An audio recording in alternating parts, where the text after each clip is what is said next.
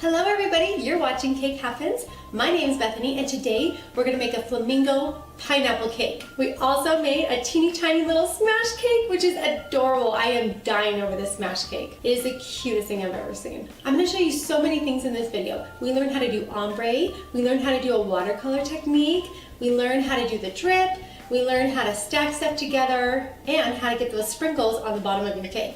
Alright you guys, let's make some pineapple flamingo cake happen. Here's all the things we're going to need to make our pineapple flamingo cake. This cake was kind of a last minute idea. All we knew was that we wanted pineapples and flamingos on it. Duh. And a lot of pink. We wanted a lot of pink on it. I just ran by the party supply store on my way home and I grabbed a bunch of different candies that I thought would look really good on my cake. I have rock candy and sixlets. I love sixlets. And bubble gum. And I also found this cute little plastic one. Around Easter time I also saw some edible grass, so I grabbed that because I thought I might use this on a cake someday. I also ran by my local bakery on my way home and found these cute little French macaroons, and I thought those would be so perfect on my cake. You also need to make some adorable pineapple and flamingo sugar cookies because they put my cake over the top. They really made my cake. I have a link down below on how you can make these at home. The process is time consuming, but it's a simple process and it's so worth it. If you don't have time to make sugar cookies, you can cut your pineapples and flamingos out of white fondant and do the same process of coloring and designing them that I did in the video down below.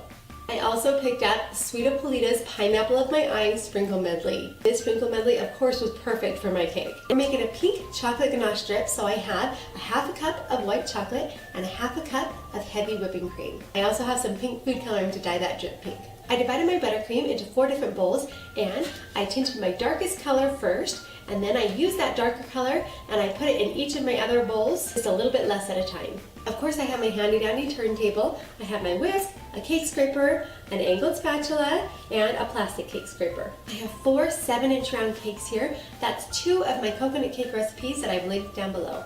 That recipe also provided me with enough batter to bake a cute little 5-inch smash cake. We have everything we need, let's get started. The first thing we're going to do is level, fill, and stack our cake. To level my cakes, I'm going to take a simple ruler and mark the same height around my cake with my knife, and then I'll go around and I'll match all those marks and then I'll slice right through. I have this crazy serrated knife that I use for larger cakes as well, but you can definitely just use a regular kitchen serrated knife. This is like machete looking. I'm just marking at 1.5 inches here, all around the cake. Now that I've made all my marks, I'm going to take my knife and just match up all those marks. If they're all matched up, I'm just going to slide my cake through. Ta-da! I love cake scraps. So good. Now I'm just going to do the same thing to the rest of my cakes. Oh, I forgot to mention something really important. If you don't chill your cakes for at least an hour, then this process can get really messy. Make sure your cakes are chilled.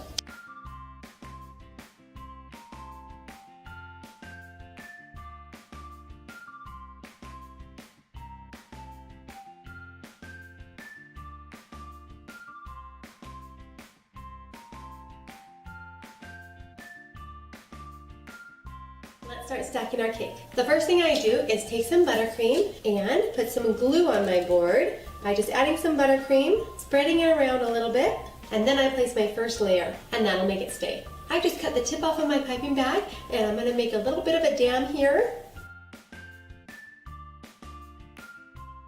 And then I'm going to fill it in. Take my angled spatula and just smooth it out.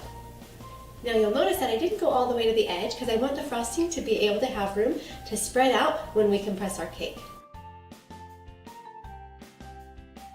What I'm doing is compressing my cake. Your cake is going to compress either way, whether you do it or it's going to do it on its own by the weight of itself. So I'm giving it a head start and making sure it doesn't do it when it's at that party because I don't want it to create those bulges on the side of my cake where my layers are. That's the worst. Now let's do it again.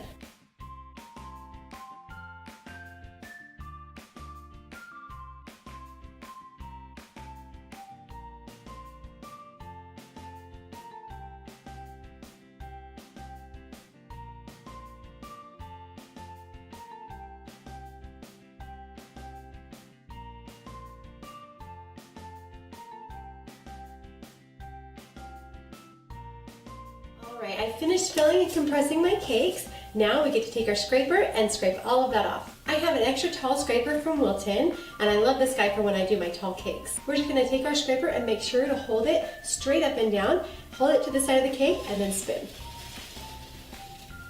Now I'm going to start filling in any holes. What I'm doing now is called a crumb coat. It's going to trap all the crumbs and make my cake really straight and awesome.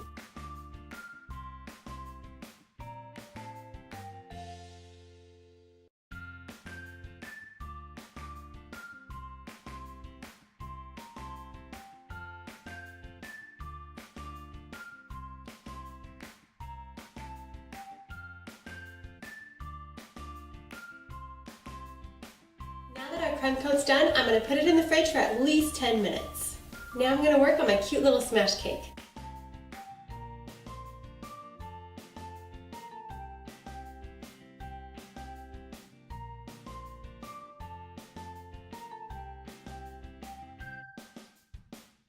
Alright, our cake has been chilled for at least 10 to 15 minutes. Now we get to start our ombre.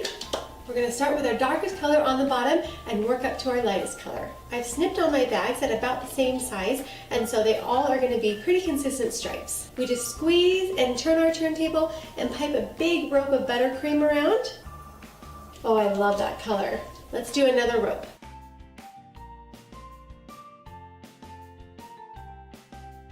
I did a nice big base of dark pink, so I did 3 ropes around the bottom. Now we're going to start with our other colors.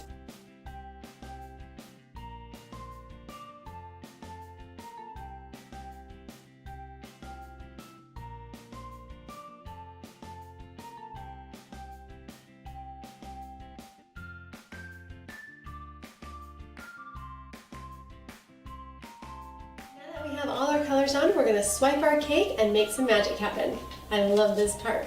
Again, you're going to hold your scraper straight up and down, press it to the side of the cake, and turn your turntable.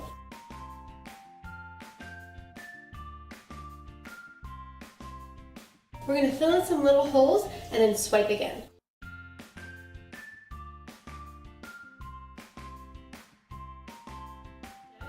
Quite a few times just to really meld those colors together. Every time I swipe, anytime I do anything, I always scrape off my tool, because if you have a messy tool, you have a messy cake. Now I'm going to work on making a nice crisp edge. I'm noticing some little bubbles in my buttercream, like right here. I want to make a really smooth, crisp, clean cake. So I'm going to run my metal cake scraper under some really hot water and go over it one more time, and that'll basically melt the frosting into this beautiful, clean, smooth finish. It's nice and hot. Now I'm just going to clean up my cake board by running my spatula along the edge. Now we get to do sprinkles. I'm obsessed with Sweet Apolita's sprinkle medleys. This one is so perfect for this cake. I put my turntable on my baking sheet so that hopefully when I press my sprinkles against the side of my cake, it catches a couple of them. Here we go, this is the fun part. Okay, so I put a bunch in my hand and I'm just going to press them against the side of the cake.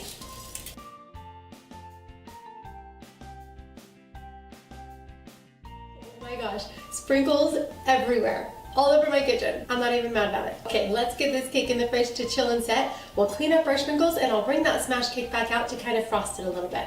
I had the idea while I was scraping my big cake to kind of just take the leftover ombre colors and just patch them all over the cake and do like a watercolor effect.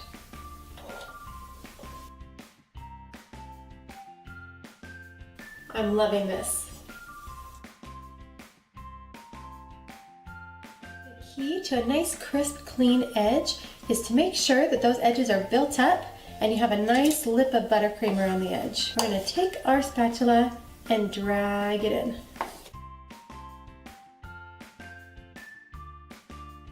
I'm going to take the rest of this buttercream, get a Wilton 1M tip and fill a piping bag with it and then do cute little swirls on top. I'm just going to go straight up and down with my piping bag, do a big squeeze and then a little swirl. Oh my gosh.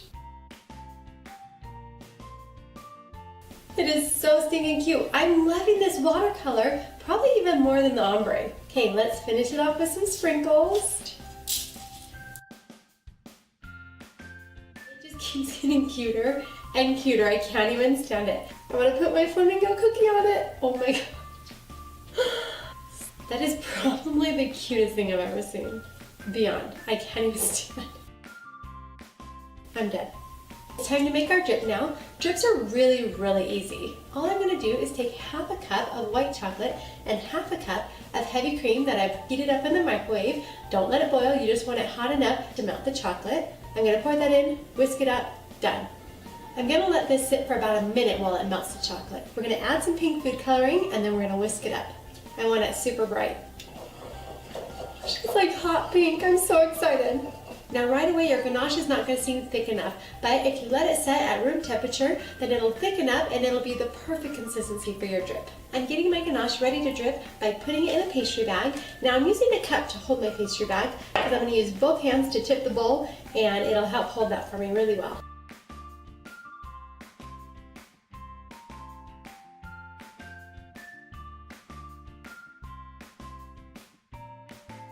My ganache is nice and cool, we're ready to go. I'm just kind of taking my warm finger and smoothing up any sharp, rough edges around the edges because the ganache will kind of catch on that and then you'll see it really well. I've got my cup ready because once this thing starts flowing, it's going to keep flowing. So once I'm done with my drip, I'll put it in my cup so I don't make a mess. All right, we're going to snip the end just a tiny, tiny bit. Now we're going to start our drip. Just kind of push it over the edge and control exactly where my drip goes. I love it so much. I'm loving how this is turning out. Now we need to fill in the top and I have my angled spatula to help me smooth it out. Be really careful, you don't want to put a ton. You want to put just a little bit at a time to make sure that it doesn't drip over the side.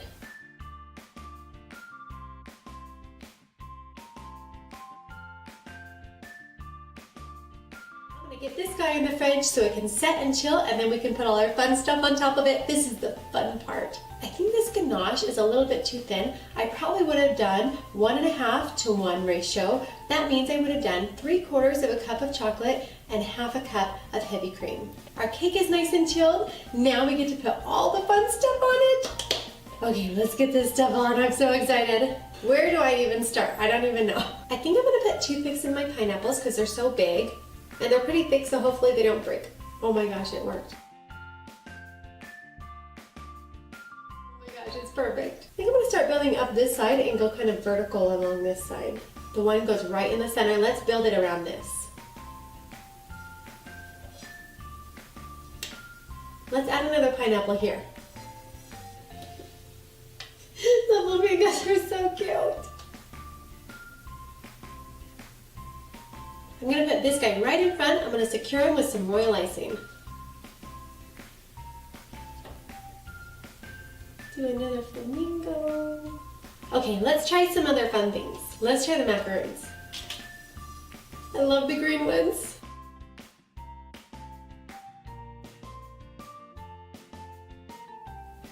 I'm not sure about the grass. We'll save it for last.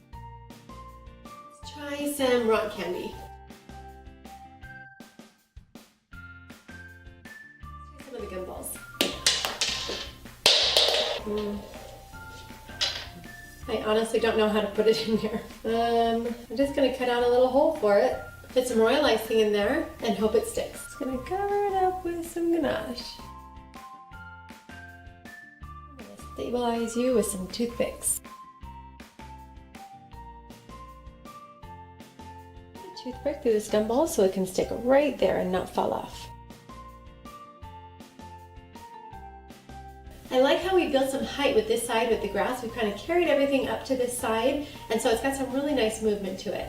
Those flamingos are killing me. It looks adorable. I'm just so excited about it, especially for a cake that I really didn't know where it was going to go. Sometimes those are my favorite cakes where I really kind of don't have a plan. I just start baking, I start going, and it just evolves into something really fun. Those cookies made the cake. You have to go check that link down below on how to make these sugar cookies. And that's it, everybody. We are done. I'm going to resist putting anything more on this cake because it's perfect the way it is. We even have our little smash cake. I added some little sixlets on the ruffles here and I put it over the top. If you like this video, please click subscribe down below. Don't forget to click on the video on how I made these sugar cookies. Thanks so much for watching, everybody. I hope you go and experiment in your kitchen. I hope you have fun with it. Have such a great day, everybody.